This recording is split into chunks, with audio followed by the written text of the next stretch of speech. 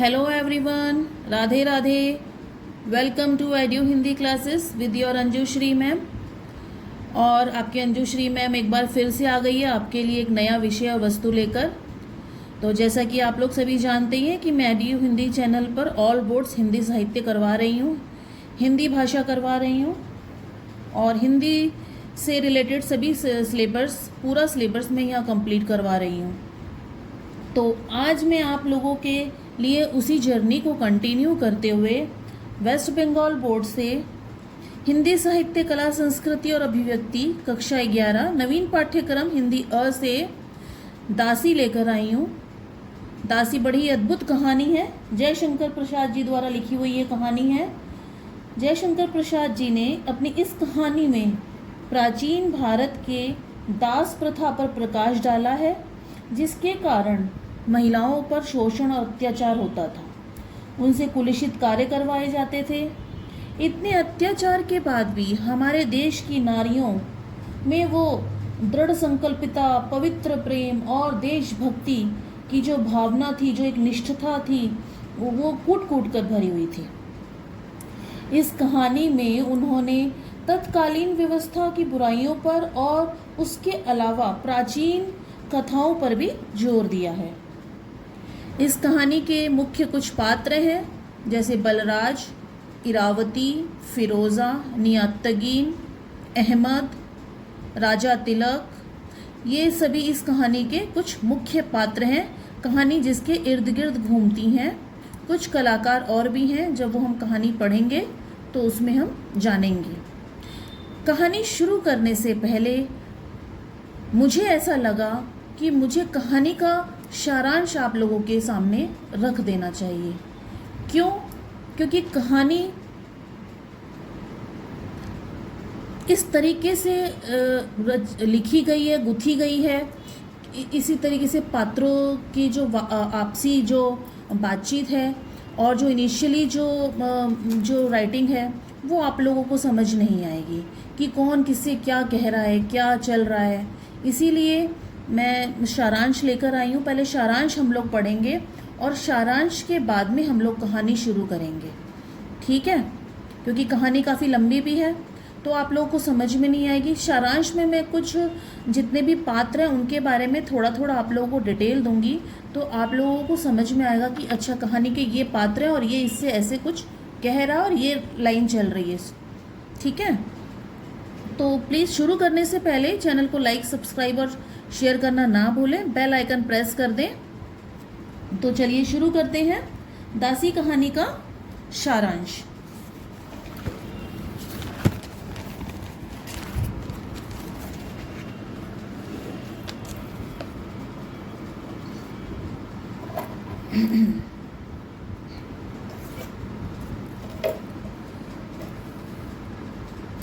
दासी का सारांश। सारांश पहले लेने का मतलब मैंने रीज़न बता ही दिया है कि रीज़न क्या है। अगर आप ये लोग आप ये इतना नहीं जानेंगे तो कहानी बिल्कुल भी समझ ही नहीं पाएंगे। कहानी में एक्चुअली चल क्या रहा है वो भी आपको समझ नहीं आएगा। और सेकेंडली कि कहानी 2 पार्ट में ख़त्म होगी। एक पार्ट में कहानी ख़त्म होना पॉसिबल नहीं है, क्योंकि 16 पेज की कहानी है, एक दिन में कंप्लीट होना, एक ही वीडियो में कंप्लीट होना इम्पॉसिबल है, ठीक है? तो कहानी का एक्सप्लेनेशन 2 पार्ट में होगा। ओके, मैं आप लोगों से पहले ही क्लियर कर देती हूँ। और जो पहला पार्ट देखेगा उसे दूसरा पार्ट भी देखना जरूरी हो जाएगा, अदरवाइज़ आप लोगों को कहानी समझ में नहीं आएगी। आप लोग ये समझोगे कि भाई हो गया काम, इतने में बस हो गया, हमने तो सारांश पढ़ लिया। नहीं, कहानी के अंदर अंदर में किसने किससे क्या कहा, वहाँ से MCQ आ सकते हैं, वो वहाँ क्यों गया, उसने ऐसा क्या कर दिया, ये सब छोटी छोटी बातें, छोटे छोटे मुद्दों पर, छोटे छोटे टॉपिक्स पर जो है MCQ बने हुए हैं, ठीक है? तो कहानी को पढ़ना बहुत ज़रूरी है। और इस कहानी को तो आप लोग बिल्कुल इग्नोर मत करो एग्ज़ाम के नज़रिए से भी, क्योंकि एग्ज़ाम के नज़रिए से भी ये कहानी बहुत बहुत बहुत महत्वपूर्ण है, ठीक है? तो आप इस कहानी को एकदम माइलस्टोन समझ लो एग्ज़ाम का। इस कहानी से ही कम से कम भी 100 MCQ निकल के आने वाले हैं आप लोगों के, ठीक है? तो वो लेते हैं दासी का सारांश। दासी कहानी जयशंकर प्रसाद जी द्वारा लिखित प्राचीन भारत की कुरीतियों, प्रथाओं को दर्शाती है। और दास प्रथा पर प्रकाश डालती है। महिलाओं पर अत्याचार, शोषण किया जाता है। महिलाओं को गलत कार्यों में झोंक दिया जाता है। इतने जघन्य अत्याचारों को सहने के बावजूद भी नारियों में दृढ़ निष्ठा, देशभक्ति और असीमित पवित्र प्यार की भावना दिखाई पड़ती है। ठीक है। जयशंकर प्रसाद जी ने अपनी कहानी दासी में भारत की कुरीतियों और बुराइयों के अलावा भारतीय परंपराओं और गौरव गान को भी दर्शाया है। दासी कहानी में फिरोजा और इरावती दो महिला पात्र हैं और दोनों ही सेविका दासी है। असीमित विपरीत समस्याओं और परिस्थितियों में अपने कर्तव्य का पालन करने से दोनों पीछे नहीं हटती हैं। क्लियर। अब ये दो जो महिला पात्र हैं, पहले हम उनके बारे में थोड़ा जान लेते हैं, जिससे कहानी जब हम पढ़ेंगे तो आप लोग को समझ में आएगा कि ये कौन है एक्चुअली और इसका नेचर क्या है और इसका पात्र में इसका रोल क्या है। ठीक है। इरावती एक अपवित्र क्रीत दासी है जिसे मुल्तान के युद्ध में बंदी बनाकर दासी का काम करवाया जाता है। इरावती के साथ बहुत असामान्य और अनैतिक व्यवहार किया जाता है, पर वह डगमगाती नहीं है, हिम्मत बनाकर रखती है। एक दिन कन्नौज के चौरस्ते पर, चौरस्ता जानते हैं ना, चार रास्ते जहाँ से निकलते हैं, एक इधर जा रहा है, एक इधर जा रहा है, एक इधर जा रहा है, इधर जो बीच का पॉइंट होता है चौरस्ता। ठीक है। चौराहे पर उन आताताइयों के द्वारा उसे 500 दिरहम में बेच दिया जाता है। काशी के महाजन उसे खरीदते हैं कुछ शर्तों पर। ठीक है, कि अब वो जो कहेंगे वो अब वही करेगी। इन शर्तों को मानने के कारण वह खुद को अपवित्र समझती है। क्लियर। अब लेते हैं फिरोजा। ठीक है, फिरोजा का लेते हैं। इरावती के बारे में जाना आप लोगों ने, अब फिरोजा के बारे में जानते हैं। फिरोजा राजा तिलक की दासी है, वो भी दासी ही है, वो भी वही रात की सेविका का काम करती हैं जो दरबार में दासियां करती हैं। वो दासियां नहीं, एक स्पेशल दासी होती है, वही दासियां ये दोनों हैं। फिरोजा अहमद से प्रेम करती है। राजा तिलक से फिरोजा को छुड़ाने के लिए अहमद को राजा तिलक को 1000 स्वर्ण मुद्राएं देनी थी, लेकिन वह नहीं दे पाता। इसी रश्क में, मतलब गुस्से में, फिरोजा अहमद को अपनाने से मना कर देती है। फिरोजा तुर्की महिला है, बहुत जोशीली है, वीर और हिम्मत वाली है। उसके अंदर जिंदगी को जीने का नज़रिया है। वह कहती है युद्ध में मरना वीरता है, पर आत्महत्या करना मूर्खता और कमज़ोर व्यक्तित्व की निशानी है। उसे हर परिस्थिति में खुश रहना आता है। वह आशा से भरी हुई स्त्री है। राजा तिलक जिनके यहाँ जो है फिरोजा जिनकी दासी है। ठीक है, हमने ऊपर पढ़ा ना, राजा तिलक की दासी है फिरोजा, तो वही राजा तिलक के बारे में थोड़ा सा जान लेते हैं। राजा तिलक की ही दासी फिरोजा है। अहमद को राजा तिलक को 1000 स्वर्ण मुद्राएं सोने के सिक्के देने थे, पर अहमद नहीं चुका पाता। पर फिर भी राजा तिलक मानवीय व्यवहार करते हुए फिरोजा को छोड़ देते हैं। बलराज। बलराज कौन है जानते हैं, क्योंकि कहानी में बलराज का भी बहुत अहम रोल है, तो ये जानना जरूरी है एक्चुअली कि बलराज कौन है। और आप लोगों के ये चरित्र चित्रण के रूप में भी आप लोग के छोटे छोटे काम आ सकते हैं। ठीक है, आप इनका यूज़ चरित्र चित्रण के रूप में कर सकते हैं कि बलराज कौन है, राजा तिलक कौन है, फिरोजा कौन है, इरावती कौन है। ठीक है, और सारांश भी बन जाता है पूरा। बलराज एक वीर जाट है। तुर्क सुल्तान महमूद की तरफ से सुजलकों से युद्ध करता है। युद्ध में हार मिलने की वजह से सुल्तान राजा बलराज को बाहर कर देता है। इसी वजह से वह बहुत दुखी हो जाता है और आत्महत्या करने की कोशिश करता है, पर फिरोजा उसे रोक देती है। बलराज इरावती का प्रेमी है। इरावती के समकक्ष जब बलराज अपना प्रेम प्रकट करता है तो वह इनकार कर देती है, यह कहकर कि वह अब अपवित्र हो चुकी है। ठीक है।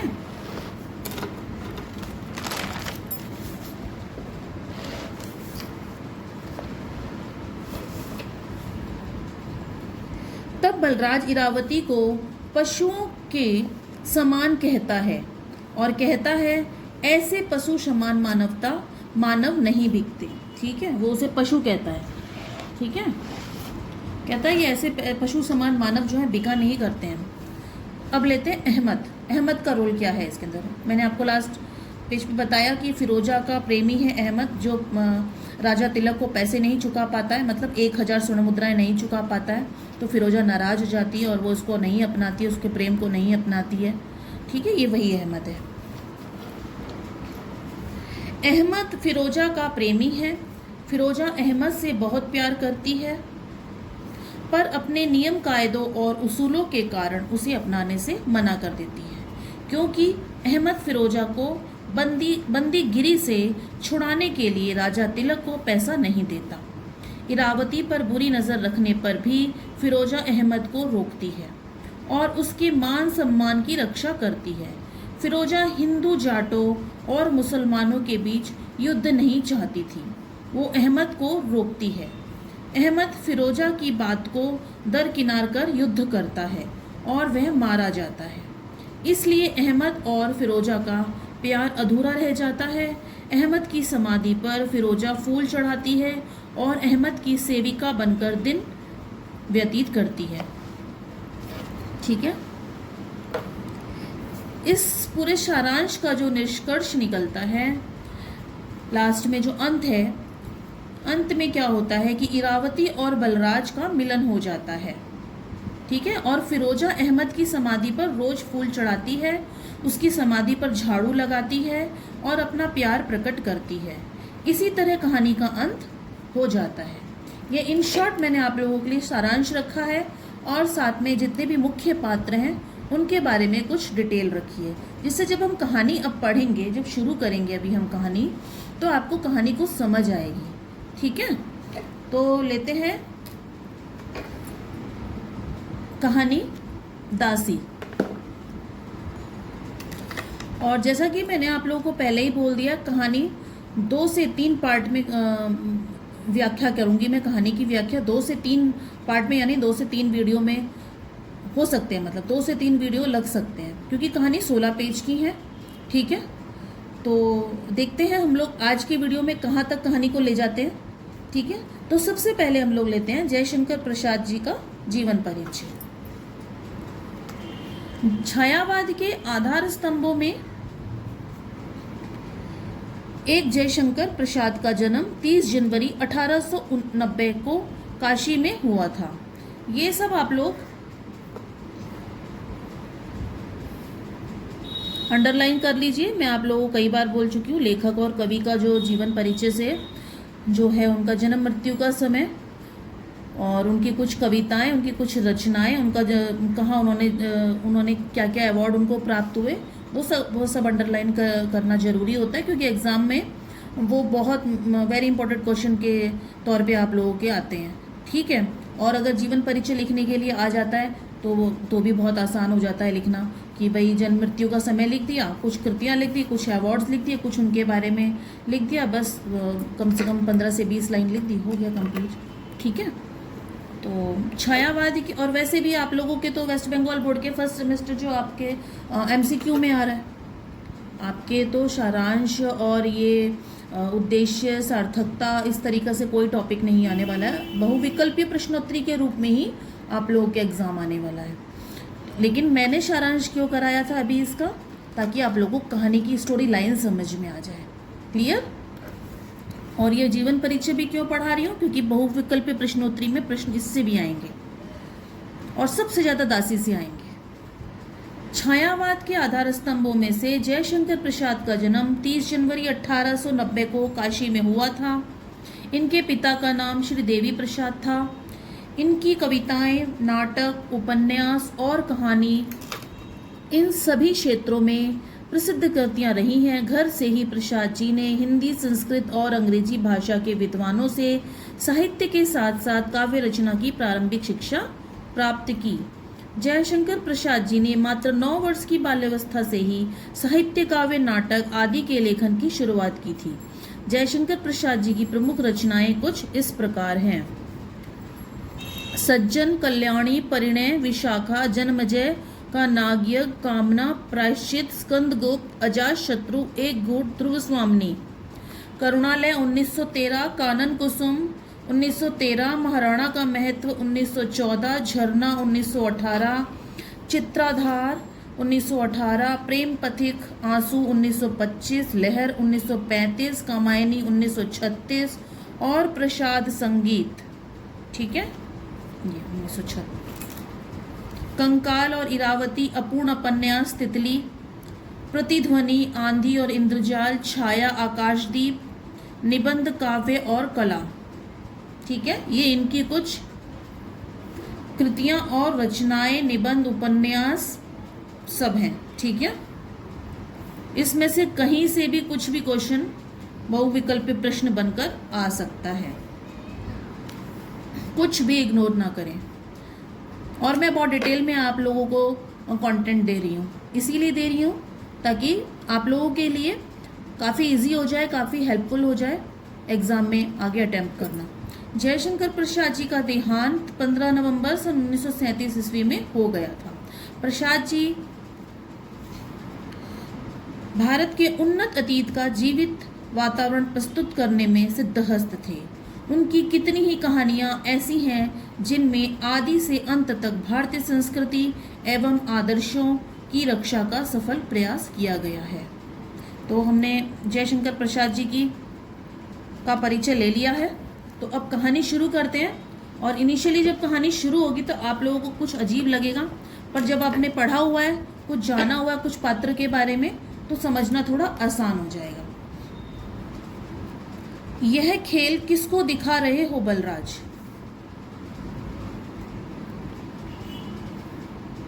फिरोजा जो है वो बलराज से कहती है ये, ठीक है। कहानी की शुरुआत जो है ये फिरोजा और बलराज की आपसी बातचीत से हो रही है। तो ये जो फिरोजा है ये बलराज से ये बातें कहती है। यह खेल किसको दिखा रहे हो बलराज? कहते हुए फिरोजा ने युवक की कलाई पकड़ ली। युवक कौन है? बलराज। युवक की मुट्ठी में एक भयानक छुरा चमक रहा था। उसने झुंझलाकर फिरोजा की तरफ देखा। वह खिलखिलाकर हंस पड़ी। फिरोजा युवती से अधिक बालिका थी क्योंकि वो बहुत चंचल थी। अल्हड़पन, चंचलता और हंसी से बनी हुई वह तुर्क बाला सब हृदयों के स्नेह के समीप थी, मतलब सबको पसंद थी। नीली नसों से जकड़ी हुई बलराज की पुष्ट कलाई उन कोमल उंगलियों के बीच में स्थिर हो गई। उसने कहा, फिरोजा, तुम मेरे सुख में बाधा दे रही हो। सुख जीने में है बलराज। ये ऐसे फिरोजा कहती है उसको। सुख जीने में है बलराज। ऐसी हरी भरी दुनिया, फूल बेलों से सजे हुए नदियों के सुंदर किनारे, सुनहला सवेरा, चांदी की रातें, इन सबों से मुंह मोड़कर आंखें बंद कर लेना कभी नहीं। सबसे बढ़कर तो इसमें हम लोगों की उछल कूद का तमाशा है। मैं तुम्हें मरने नहीं दूंगी।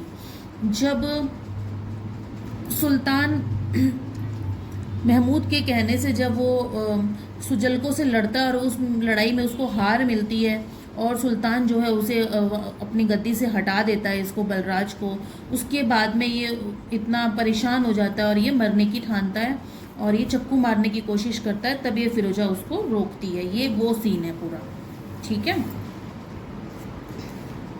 क्यों? बलराज बोलता है, क्यों? यूं ही बेकार मर जाना? वाह, ऐसा नहीं हो सकता। जिहुन के किनारे तुर्कों से लड़ते हुए मर जाना दूसरी बात थी। तब मैं तुम्हारी कब्र बनवाती, उस पर फूल चढ़ाती, पर इस गजनी नदी के किनारे अपना छुरा अपने कलेजे में भोग कर मर जाना बचपना भी तो नहीं है। बलराज ने देखा सुल्तान मसऊद के शिल्प कला प्रेम की गंभीर प्रतिमा गजनी नदी पर एक कमानी वाला पुल अपनी उदास छाया जलधारा पर डाल रहा है। उसने कहा, वही तो न जाने क्यों मैं उसी दिन नहीं मरा जिस दिन मेरे इतने वीर साथी कटार से लिपटकर इस गजनी की गोद में सोने चले गए। फिरोजा, उन वीर आत्माओं का वह सोचनीय अंत, तुम उस अपमान को नहीं समझ सकती। ये बलराज उसको बता रहा है कि क्या क्या कैसे कैसे हुआ था और मैं ये सब सहन नहीं कर सकती, तुम नहीं समझ सकती। और आप लोगों को कहानी की एक एक लाइन को समझना बहुत जरूरी, कि एक एक लाइन से बहुविकल्पीय क्वेश्चन निकल कर आ रहे हैं, ठीक है। तो कहानी को समझना बहुत जरूरी है, इसीलिए मैं डिटेल दे रही हूँ, नहीं तो 16 पेज की कहानी को यहाँ पे व्याख्या करना बहुत मुश्किल है, ठीक है ना बच्चों। सुल्तान ने सजुल्को से हारे हुए तुर्क और हिंदू दोनों को ही नौकरी से अलग कर दिया, पर तुर्कों ने तो मरने की बात नहीं सोची। कुछ भी हो, तुर्क सुल्तान के अपने लोगों में हैं और हिंदू बेगाने ही हैं। फिरोजा, ये अपमान मरने से बढ़कर है, और आज किस लिए मरने जा रहे थे वह सुनकर क्या करोगी? कहकर बलराज छुरा फेंककर एक लंबी सांस लेकर चुप रहा। फिरोजा ने उसका कंधा पकड़कर हिलाते हुए कहा, सुनूंगी क्यों नहीं, अपनी हाँ उसी के लिए। कौन है वह, कैसी है? बलराज, गोरी सी है, मेरी ही तरह वह भी दुबली पतली है ना? कानों में कुछ पहनती है और गले में?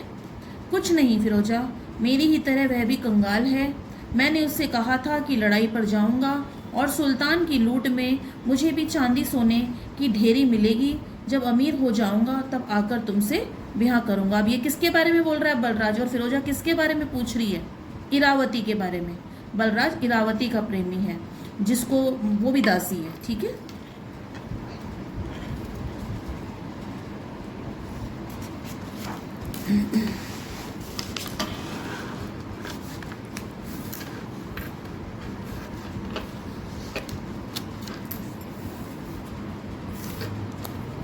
तब भी मरने जा रहे थे, खाली हाथी लौटकर उससे भेंट करने की, उसे एक बार देख लेने की तुम्हारी इच्छा ना हुई? तुम बड़े पाजी हो, जाओ मरो या जियो, मैं तुमसे ना बोलूंगी। सचमुच फिरोजा ने मुंह फेर लिया, वह जैसे रूठ गई थी। बलराज को उसके भोलेपन पर हंसी न आ सकी। वह सोचने लगा, फिरोजा के हृदय में कितना स्नेह, कितना उल्लास है। उसने पूछा, फिरोजा, तुम भी तो लड़ाई में पकड़ी हुई गुलामी भुगत रही हो। क्या तुमने कभी अपने जीवन पर विचार किया है? किस बात का उल्लास है तुम्हें? मैं अब गुलामी में नहीं रह सकूंगी। अहमद जब हिंदुस्तान जाने लगा था तभी उसने राजा साहब से कहा था कि मैं 1000 सोने के सिक्के भेजूंगा। भाई तिलक, तुम उसे लेकर फिरोजा को छोड़ देना। वह हिंदुस्तान आना चाहे तो उसे भेज देना। अब वह थैली आती ही होगी। फिरोजा ऐसा सोच रही है कि भाई अहमद पैसा भेज देगा और वो थैली आती होगी। मैं अब इस गुलामी की ज़िंदगी में नहीं रहूँगी, मैं तो छुटकारा पा लूँगी। मैं छुटकारा पा जाऊँगी और गुलाम ही रहने पर रोने की कौन सी बात है? मर जाने की इतनी जल्दी क्यों? तुम देख नहीं रहे हो कि मैं तुर्कों में एक नई लहर आई है? दुनिया में उनके लिए जैसे छाती खोल दी है। जो आज गुलाम है वही कल सुल्तान हो सकता है। फिर रोना किस बात का है? जितनी देर हंस सकती हूँ उस समय को रोने में क्यों बिताऊं?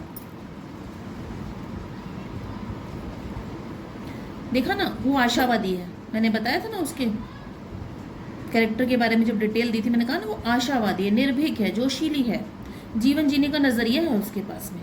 यह सब बातें क्या दर्शाती हैं, है ना? तुम्हारा सुख में जीवन और भी लंबा हो फिरोजा, किंतु आज तुमने जो मुझे मरने से रोक दिया ये अच्छा नहीं किया। कहता तो हूँ बेकार न मरो। क्या तुम्हारे मरने के लिए कोई?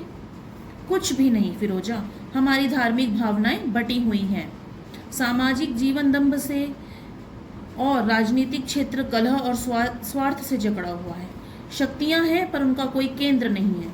किस पर अभिमान हो, किसके लिए प्राण दूं? दुत चले जाओ हिंदुस्तान में मरने के लिए, खोजो, मिल ही जाएगा। जाओ ना, कहीं वह तुम्हारी मिल जाए तो किसी झोपड़ी ही में काट लेना। ना सही अमीरी किसी तरह तो कटेगी। जितने दिन जीने के हो उन पर भरोसा रखना। बलराज, न जाने क्यों मैं तुम्हें मरने देना नहीं चाहती। मैं तुम्हारी राह देखती हुई कहीं जी रही हो तब आहा, कभी उसे देख पाती तो उसका मुंह ही चूम लेती। कितना प्यार होगा उसके छोटे से हृदय में। लो, ये 5 दिरहम मुझे कल राजा साहब ने इनाम दिए हैं, इन्हें लेते जाओ। देखो, उससे जाकर भेंट करना। फिरोजा उसे 5 दिरहम देकर कहती है, ये लो 5 दिरहम, तुम जाओ और उससे मिल लेना। किससे? इरावती से।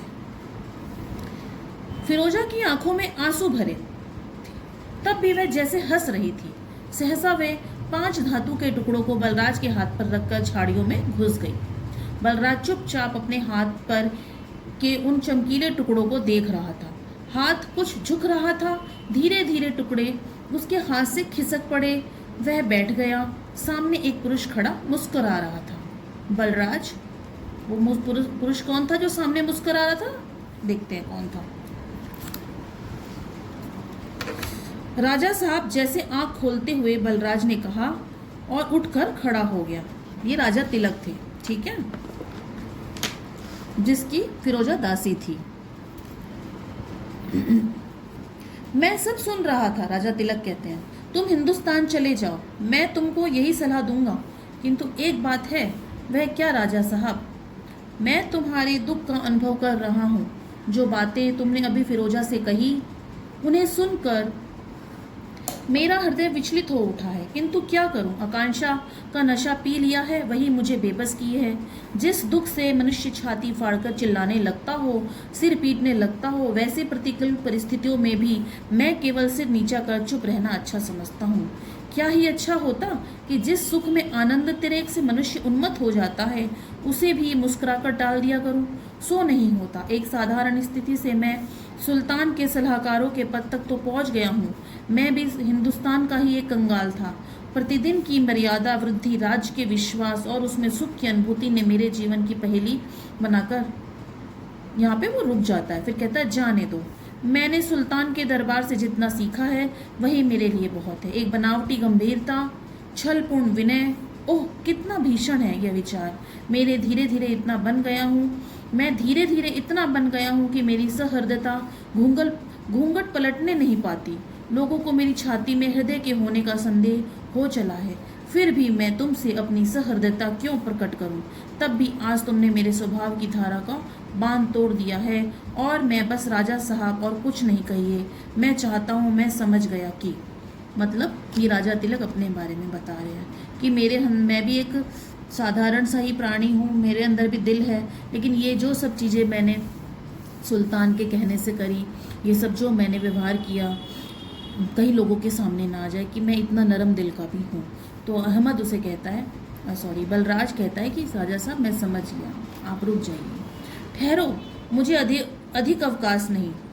कल यहाँ से कुछ विद्रोही गुलाम अहमद नियालतगीन के पास लाहौर जाने वाले हैं, उन्हीं के साथ तुम चले जाओ। यह लो। कहते हुए सुल्तान के विश्वासी राजा तिलक ने बलराज के हाथों में थैली रख दी। बलराज वहां से चुपचाप चल पड़ा। हमने अहमद के बारे में पढ़ा था ना, कल यहाँ से कुछ विद्रोही गुलाम अहमद नियालतगीन के पास लाहौर जाने वाले हैं, ठीक है। कहते हुए सुल्तान के विश्वासी राजा तिलक ने बलराज के हाथों में थैली रख दी। बलराज वहां से चुपचाप चल पड़ा।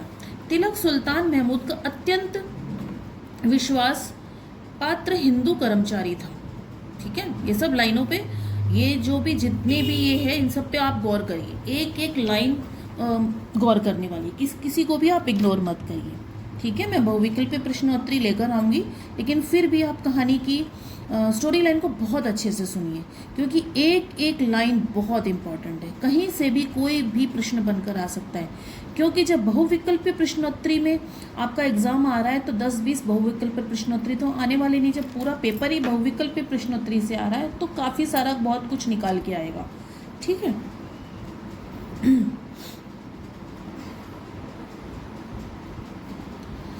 अपने बुद्धिबल से कट्टर यवनों के बीच अपनी प्रतिष्ठा दृढ़ रखने के कारण सुल्तान मसूद के शासन काल में भी वह उपेक्षा का पात्र नहीं था। फिर भी वह अपने को हिंदू ही समझता था, चाहे अन्य लोग उसे जो भी समझते रहे हों। बलराज की बातें वह सुन चुका था। आज उसकी मनोवृत्तियों में भयानक हलचल थी। सहसा उसने पुकारा, फिरोजा। झाड़ियों से निकलकर फिरोजा ने उसके सामने सिर झुका दिया। तिलक ने उसके सिर पर हाथ रखते हुए कोमल स्वर में पूछा, फिरोजा, तुम अहमद के पास हिंदुस्तान जाना चाहती हो? फिरोजा के हृदय में कंपन होने लगा। वह कुछ ना बोली। तिलक ने कहा, डरो मत, साफ साफ कहो, क्या अहमद ने आपके पास दिनारे भेज दी? वो पूछती है कि भाई आपको उसने पैसे भेज दिए, तभी आप क्या मुझे छोड़ रहे हो? कहकर फिरोजा ने अपनी उत्कंठा भरी आंखें उठाई। तिलक ने हंसकर कहा, सो तो उसने नहीं भेजी, तब भी तुम जाना चाहती हो तो मुझसे कहो, मैं क्या कह सकती हूँ। जैसी मेरी कहते कहते उसकी आंखों में आंसू छलछला उठे। तिलक ने कहा, फिरोजा तुम जा सकती हो, कुछ सोने के टुकड़ों के लिए मैं तुम्हारा हृदय नहीं कुचलना चाहता। सच? आश्चर्य भरी कृतज्ञता उसकी वाणी में थी। किसकी? फिरोजा की वाणी में थी। ठीक है।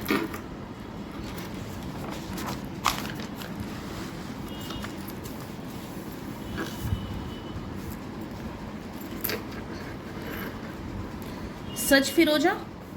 अहमद मेरा मित्र है और भी एक काम के लिए तुमको भेज रहा हूँ। उसे जाकर समझाओ कि वे अपनी सेना लेकर पंजाब के बाहर इधर उधर हिंदुस्तान में लूट मार ना किया करे। मैं कुछ ही दिनों में सुल्तान से कहकर खजाने और माल गुजारी का अधिकार भी उसी को दिला दूंगा। थोड़ा समझकर धीरे धीरे काम करने से सब हो जाएगा, समझी ना? दरबार में इस पर गर्मा गर्मी है कि अहमद की नीयत खराब है, कहीं ऐसा ना हो कि मुझी को सुल्तान इस काम के लिए भेज दें। फिरोजा, मैं हिंदुस्तान नहीं जाना चाहता। मेरी एक छोटी बहन थी, वह वहाँ है। क्या दुख उसने पाया, मरी या जीती है? इन कई बरसों से मैंने उसे जानने की चेष्टा भी नहीं की। और भी मैं हिंदू हूँ फिरोजा, आज तक अपनी आकांक्षा में भूला हुआ, अपने आराम में मस्त, अपनी उन्नति में विस्मृत, गजनी में बैठा हुआ हिंदुस्तान को, अपनी जन्मभूमि को और उसके दुख दर्द को भूल गया हूँ। सुल्तान महमूद के लूटों की गिनती करना, उस रक्त रंजित धन की तालिका बनाना, हिंदुस्तान के ही शोषण के लिए सुल्तान को नई नई तरकीबें बताना, यही तो मेरा काम था, जिससे आज मेरी इतनी प्रतिष्ठा है। दूर रहकर मैं वहाँ कुछ कर सकता था, पर हिंदुस्तान कहीं मुझे जाना पड़ा, उसकी गोद में फिर रहना पड़ा, तो मैं क्या करूँगा? अब ये वो अंदर ही अंदर थोड़ा उसको प्रायश्चित भी है कि उसने ये सब किया, ठीक है, पर वो करना नहीं चाहता था, पर फिर भी किया। सुल्तान मसूद के कहने से उसने सब किया, और अब अगर उसे वहाँ जाना पड़ा हिंदुस्तान, तो क्या मुँह दिखाएगा अपनी उस भारत भूमि को? फिरोजा, मैं वहाँ जाकर पागल हो जाऊँगा, चिर निर्वासित विस्मृत अपराधी। इरावती मेरी बहन, आह, मैं उसे क्या मुँह दिखाऊँगा? वह कितने कष्टों में जीती होगी, और मर गई हो तो? फिरोजा, अहमद से कहना मेरी मित्रता के नाते मुझे इस दुख से बचा ले। मैं जाऊंगी और इरावती को खोज निकालूंगी। राजा साहब, आप ये जो इरावती है जिससे बलराज प्रेम करता है, वो राजा तिलक की बहन है, ठीक है? मैंने बताया था ना, इरावती और फिरोजा, और बलराज जो इरावती से प्यार करता है, तो वो ये जो इरावती है जिससे बलराज प्यार करता है, वो भी एक कृतदासी है, वो राजा तिलक की बहन है। वो इसी के बारे में इतनी देर से बात कर रहा है, और बलराज उसी के पास जाना चाहता है, ठीक है? उसी के लिए उसने, फिरोजा ने 5 दिरहम उसको दिए थे, और राजा तिलक ने 1000 स्वर्ण मुद्राएं बलराज को दी थी, ठीक है? मैं जाऊंगी और इरावती को खोज निकालूंगी। राजा साहब, आपके हृदय में इतनी टीस है, आज तक मैं न जानती थी। मुझे यही मालूम था कि अनेक अन्य तुर्क सरदारों के समान आप भी रंगरलियों में समय बिता रहे हैं, किंतु बर्फ से ढकी हुई चोटियों के नीचे भी ज्वालामुखी होता है। तो जाओ फिरोजा, मुझे बचाने के लिए उस भयानक आग से जिससे मेरा हृदय जल उठता है, मेरी रक्षा करो। कहते हुए राजा तिलक उसी जगह बैठ गए। फिरोजा खड़ी थी। धीरे धीरे राजा के मुख पर एक सिनग्धता आ गई। अब अंधकार हो चला था। गजनी के लहरों पर से शीतल पवन उन झाड़ियों में भरने लगा था। सामने ही राजा साहब का महल था। उसका शुभ्र गुंबद उस अंधकार में अभी अपनी उज्ज्वलता से सिर ऊंचा किए था। तिलक ने कहा, फिरोजा, जाने के पहले अपना वह गाना तो सुनाती जाओ। फिरोजा गाने लगी। उसके गीत की ध्वनि थी, मैं जलती हुई दीप सिखा हूँ, तुम हृदय रंजन प्रभात हो, जब तक देखती नहीं जला करती हूँ, और जब तुम्हें देख लेती हूँ तभी मेरे अस्तित्व का अंत हो जाता है। यहाँ पे अस्तित्व का अंत हो जाता मतलब मैं पूर्ण हो जाती हूँ। मेरे प्रियतम, संध्या की अंधेरी झाड़ियों में मैं गीत की गुंजार घूमने लगी। यदि एक बार उसे फिर देख पाता, पर यह होने का नहीं। निष्ठुर नियति मतलब ये हमारी एक किस्मत, ऐसी बेकार सी किस्मत, उसकी पवित्रता पंकिल हो गई होगी, उसकी उज्ज्वलता। पर ये इरावती के बारे में कह रहा है राजा तिलक, ठीक है, फिरोजा से, ठीक है। काश मैं उसे देख पाता, लेकिन वो तो अब कलंकित हो गई होगी, उसे तो उन लोगों ने कहीं का नहीं छोड़ा होगा। उसकी उज्ज्वलता पर संसार के काले हाथों ने अपनी छाप लगा दी होगी। तब उससे भेंट करके क्या करूंगा अपने कल्पना की स्वर्ण मंदिर का खंडर देखकर। कहते कहते बलराज ने अपने बलिष्ठ पंजों को पत्थरों से जकड़े हुए मंदिरों के प्राचीन पर दे मारा। इस तरीके से मारते हैं ना, उस तरीके से रोता हुआ, जैसे कुछ नहीं कर पा रहा है, कुछ करना चाहता है, उस तरीके से। वह शब्द एक क्षण में विलीन हो गया। युवक ने आरक्त आंखों से उस विशाल मंदिर को देखा और वह पागल सा उठ खड़ा हुआ। परिक्रमा के ऊंचे ऊंचे खंभों से धक्के खाता हुआ घूमने लगा।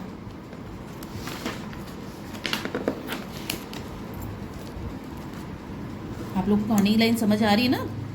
इसीलिए मैंने सारांश पहले पढ़ा दिया आप लोगों को, ताकि कुछ कहानी समझ आए। जब तक हम कैरेक्टर नहीं समझ नहीं आएगा, उनका कुछ रोल समझ नहीं आएगा, तो हमें कहानी बिल्कुल समझ नहीं आती। इसलिए सारांश और कुछ पात्रों की डिटेल रखना मेरे लिए बहुत ज़रूरी था। ठीक है। गर्भगृह के द्वारपालों पर उसकी दृष्टि पड़ी। वे तेल से चुपड़े हुए काले काले दूत अपने भीषण त्रिशूल से जैसे युवक की ओर संकेत कर रहे थे। वह ठिठक गया। सामने देवगृह के समीप घृत यानी घी का अखंड दीप जल रहा था। केशर, कस्तूरी और अगरू से मिश्रित फूलों की दिव्य सुगंध की झकोर रह रहकर भीतर से आ रही थी। जैसे मंदिर में एक खुशबू सी होती है ना, वहाँ का एक वातावरण, उसकी बात कर रहे हैं। विद्रोही हृदय प्रणत होना नहीं चाहता था, मतलब वो तो जाना नहीं चाहता था, वो मंदिरों में घुसना नहीं चाहता था, लेकिन परंतु फिर भी सम्मान से सिर झुक ही गया। देव, मैंने अपने जीवन में जानबूझकर कोई पाप नहीं किया। वो सरेंडर कर रहा है भगवान के आगे, इस तरीके से बोल रहा है। मैं किसके लिए क्षमा मांगू? गजनी के सुल्तान की नौकरी वह मेरे वश की नहीं, किंतु मैं मांगता हूँ एक बार उस अपनी प्रेम प्रतिमा का दर्शन। कृपा करो, मुझे बचा लो। प्रार्थना करके युवक ने सिर उठाया ही था कि उसे किसी को अपने पास से खिसकने का संदेह हुआ। वह घूम कर देखने लगा। एक स्त्री कौशय वसन पहने। ये कौन है? ये जिसके बारे में ऊपर से लेके नीचे तक अभी तक हम लोगों ने पढ़ा, ये कौन है? ये बलराज है। ठीक है, जो वहां आ चुका है। ठीक है, भारत आ चुका है, हिंदुस्तान की भूमि पर वो आ चुका है। अब प्रार्थना करके युवक ने सिर उठाया था कि उसे किसी अपने पास से खिसकने का संदेह हुआ। वह घूम कर देखने लगा। एक स्त्री कौशय वसन पहने, हाथ में फूलों से सजी हुई डाली लिए चली जा रही थी। युवक पीछे पीछे चला। परिक्रमा में एक स्थान पर पहुंचकर उसने संदिग्ध स्वर से पुकारा, इरावती। ये स्त्री जो थी इरावती थी। ठीक है, जिसके लिए वो यहाँ आया था। और कौन है इरावती? राजा तिलक की बहन है। ठीक है, ये भी दासी है, कृत दासी, जिसके बारे में हम लोगों ने पढ़ा था। वह स्त्री घूम कर खड़ी हो गई। बलराज अपने दोनों हाथ पसार कर उसे आलिंगन करने के लिए दौड़ा। इरावती ने कहा, ठहरो। बलराज ठिठक कर उसकी गंभीर मुखाकृति को देखने लगा। उसने पूछा, क्यों ईरा? क्या तुम मेरी वाग्दत्ता पत्नी नहीं हो? वाग्दत्ता मतलब बोली हुई पत्नी। क्या हम लोगों का वहनी वेदी के सामने परिणय नहीं होने वाला था क्या? इरावती कहती है, हाँ होने वाला था, किंतु हुआ तो नहीं। और बलराज, तुम मेरी रक्षा नहीं कर सके। मैं आताताइयों के हाथ से कलंकित हो गई। फिर भी तुम मुझे पत्नी रूप में कैसे ग्रहण करोगे? तुम वीर हो, पुरुष हो, तुम्हारे पुरुषार्थ के लिए बहुत सी महत्वाकांक्षाएं हैं, उन्हें खोज लो। मुझे भगवान की शरण में छोड़ दो। मेरा जीवन अनुताप की ज्वाला में झुलसा। मेरा मन अब स्नेह के योग्य नहीं है। मतलब वो पवित्र हो चुकी। अनुताप मतलब पश्चाताप। प्रेम की पवित्रता की परिभाषा अलग है ईरा। मैं तुमको प्यार करता हूँ, तुम्हारी पवित्रता से मेरे मन का अधिक संबंध नहीं भी हो सकता। चलो, हम और कुछ भी हो, मेरे प्रेम की वहनी तुम्हारी पवित्रता को अधिक उज्जवल कर देगी। भाग चलूं? क्यों? सो नहीं हो सकता। मैं कृत दासी हूँ, मतलब अपवित्र दासी हूँ। मलेच्छों ने मुझे मुल्तान की लूट में पकड़ लिया। मैं उनकी कठोरता में जीवित रहकर बराबर उनका विरोध ही करती रही। नित्य कोड़े लगते, बांध कर मैं लटकाई जाती, फिर भी मैं अपने हट से न डिगी। एक दिन कन्नौज के चतुष्पथ मतलब चौराहे पर घोड़ों के साथ ही बेचने के लिए उन आताताइयों ने मुझे भी खड़ा किया। मैं बिकी 500 दिरहम पर। काशी के ही एक महाजन ने मुझे दासी बना लिया। बलराज, तुमने न सुना होगा कि मैं किन नियमों के साथ बिकी हूँ। मैंने लिख कर स्वीकार किया है, इस घर का कुतिशत से कुतिशत मतलब गंदा से गंदा काम करूंगी और कभी विद्रोह न करूंगी, सर न उठाऊंगी, न कभी भागने की चेष्टा करूंगी, ना किसी के कहने से अपने स्वामी का अहित सोचूंगी। यदि मैं आत्महत्या भी कर डालूं तो मेरे स्वामी या उनके कुटुंब पर कोई दोष ना लग सकेगा। वे गंगा स्नान किए से पवित्र हैं। मेरे संबंध में वे सदा ही शुद्ध और निष्पाप हैं। मेरे शरीर पर उनका आजीवन अधिकार रहेगा। वे मेरे नियम विरुद्ध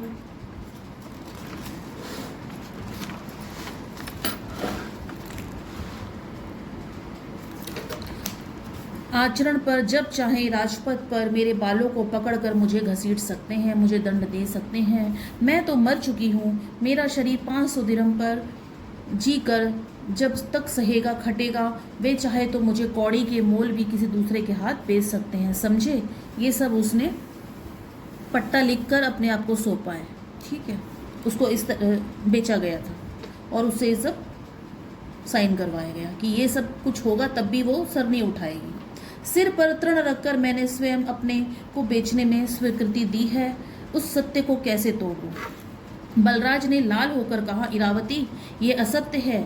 सत्य नहीं, पशुओं के समान मनुष्य भी बिक सकते हैं। मैं ये सोच भी नहीं सकता। ये पाखंड तुर्की घोड़ों के व्यापारियों ने फैलाया है। तुमने अनजान में जो प्रतिज्ञा कर ली वह ऐसा सत्य नहीं है कि पालन किया जाए। तुम नहीं जानती हो कि तुमको खोजने के लिए ही मैंने यवनों की सेवा की है। ठीक है, वो इरावती से कहता है कि तुमको खोजने के लिए ही मैंने यवनों की सेवा की है। क्षमा करो बलराज, मैं तुम्हारा तर्क नहीं समझ सकी। मेरी स्वामिनी का रथ दूर चला गया होगा तो मुझे बातें सुननी पड़ेंगी, क्योंकि आजकल मेरे स्वामी नगर से दूर स्वास्थ्य के लिए उपवन में रहते हैं, मतलब बाग बगीचों में रहते हैं। स्वामिनी देव दर्शन के लिए आई थी। तब मेरा इतना परिश्रम व्यर्थ हुआ। फिरोजा ने व्यर्थ ही आशा दी थी। मैं इतने दिनों भटकता फिरा। इरावती, मुझ पर दया करो। बलराज ऐसा कहता है कि मेरा तो मतलब इतना परिश्रम बेकार हुआ कि मैं इतना वो खटा मरा पैसा लेकर आया, यहाँ तुमसे मिलने के लिए आया हूँ। फिरोजा ने मुझे आशा भी दी थी कि भाई सब अच्छा होगा, लेकिन तुम तो ऐसे बोल रही हो। वो उदासीन हो जाता है। फिरोजा कौन? फिर सहसा रुक कर इरावती ने कहा, क्या करूं? यदि मैं वैसा करती तो मुझे जीवन की सबसे बड़ी प्रसन्नता मिलती, किंतु वो मेरे भाग्य में है ही नहीं। इसे भगवान ही जानते होंगे। मुझे अब जाने दो बलराज। इस उत्तर से खिन्न और चकराया हुआ काठ के किवाड़ की तरह इरावती के सामने से अलग होकर मंदिर के प्राचीर से लग गया। इरावती चली गई। बलराज कुछ समय तक स्तब्ध और शून्य सा वहीं खड़ा रहा। फिर सहसा जिस और इरावती गई थी उसी ओर चल पड़ा। युवक बलराज कई दिन तक पागलों सा धनदत्त के उपवन से नगर तक चक्कर लगाता रहा। भूख प्यास भूल कर इरावती को एक बार फिर देखने के लिए विकल था, किंतु वह सफल न हो सका। आज उसने निश्चय किया था कि वह काशी छोड़कर चला जाएगा। वह जीवन से हताश होकर काशी से प्रतिष्ठान जाने वाले पथ पर चलने लगा। उसकी पहाड़ के ढोके सी काया, जिसमें असुर सा बल होने का अनुपात करते निर्जीव सी हो रही थी, अनाहार से उसका मुख विवरण था। वह सोच रहा था, उस दिन विश्वनाथ के मंदिर में न जाकर मैंने आत्महत्या क्यों न कर ली। वह अपनी उधेड़ बुन में चल रहा था, न जाने कब तक चलता रहा। वह चौंक उठा जब किसी के डांटने का शब्द सुनाई पड़ा। देख कर नहीं चलता? बलराज ने चौंक कर देखा। अश्वारोहियों की एक लंबी पंक्ति, जिसमें अधिकतर अपने घोड़ों को पकड़े हुए पैदल ही चल रहे थे। वे सब तुर्क थे। घोड़ों के व्यापारी से जान पड़ते थे। गजनी के प्रसिद्ध महमूद के आक्रमणों का अंत हो चुका था। मसूद सिंहासन पर था। पंजाब तो गजनी के सेनापति नियालतगीन के शासन में था। मध्य प्रदेश में भी तुर्क व्यापारी अधिकतर व्यापारिक प्रभुत्व स्थापित करने के लिए प्रयत्न कर रहे थे। वह राह छोड़कर बलराज ने कहा, मुझे नहीं मालूम। तुम अभी उधर से चले आ रहे हो और कहते हो नहीं मालूम। ठीक ठीक बताओ, नहीं तो क्या मैं तुम्हारा नौकर हूँ? कहकर वह आगे बढ़ने लगा। अकस्मात पहले अश्वारोही ने कहा, पकड़ लो इसको। कौन? नियालतगीन। सहसा बलराज चिल्ला उठा। अच्छा, यह तुम ही हो बलराज? ये तुम्हारा क्या हाल है? क्या सुल्तान की सरकार में अब तुम काम नहीं करते हो? नहीं, सुल्तान मसूद को मुझ पर विश्वास नहीं।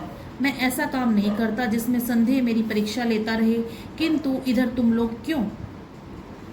लोग इधर क्यों? ऐसे पूछता है। सुना है बनारस एक सुंदर और धनी नगर है। और क्या? कुछ नहीं, देखने चला आया हूँ। काजी नहीं चाहता कि कन्नौज के पूरब भी एक हाथ पांव बढ़ाया जाए। तुम चलो ना मेरे साथ। मैं तुम्हारी तलवार की कीमत जानता हूँ। बहादुर लोग इस तरह नहीं रह सकते। तुम अभी तक हिंदू बने हो। पुरानी लकीर पीटने वाले, जगह जगह झुकने वाले, सबसे दबते हुए, बनते हुए, कतरा कर चलने वाले हिंदू। क्यों? तुम्हारे पास बहुत सा कूड़ा कचरा इकट्ठा हो गया है। उनका पुरानेपन का लोभ तुमको फेंकने नहीं देता। मन में नयापन तथा दुनिया का उल्लास नहीं आता। इतने दिन हम लोग साथ रहे, फिर भी। बलराज सोच रहा था इरावती का वह सूखा प्यार, सीधा सीधा उत्तर। क्रोध से वह अपना ओठ चबाने लगा। नियाल्तगीन बलराज को परख रहा था। उसने कहा, तुम कहाँ हो? बात क्या है? ऐसा बुझा मन क्यों? बलराज ने प्रकृतिस्थ होकर कहा, कहीं तो नहीं। अब मुझे छुट्टी दो, मैं जाऊं। तुम्हारा बनारस देखने का मन है, इस पर तो मुझे विश्वास नहीं होता, तो भी मुझे इससे क्या, जो चाहो करो। संसार भर में किसी पर दया करने की आवश्यकता नहीं। लूटो, काटो, मारो, जाओ नियाल्तगीन। ये बलराज नियाल्तगीन को कहता है, ठीक है। नियाल्तगीन ने हंस कर कहा, पागल तो नहीं हो? इन थोड़े से आदमियों से भला क्या हो सकता है? मैं तो एक बहाने से इधर आया हूँ, फिरोजा का बनारसी जरी के कपड़ों का। क्या फिरोजा भी तुम्हारे साथ है? चलो, पड़ाव पर सब आप ही मालूम हो जाएगा, कहकर नियाल्तगीन ने संकेत किया। बलराज के मन में न जाने कैसी प्रसन्नता उमड़ी। वह एक तुर्की घोड़े पर सवार हो गया। दोनों ओर जवाहरात, जरी कपड़ों, बर्तन तथा सुगंधित द्रव्यों की सजी हुई दुकानों से देश विदेश के व्यापारियों की भीड़, और बीच बीच में एक घोड़े के रथों से बनारस की पत्थर से बनी हुई चौड़ी गलियां अपने ढंग की निराली दिखती थी। प्राचीरों से घिरा हुआ नगर का प्रधान भाग त्रिलोचन से लेकर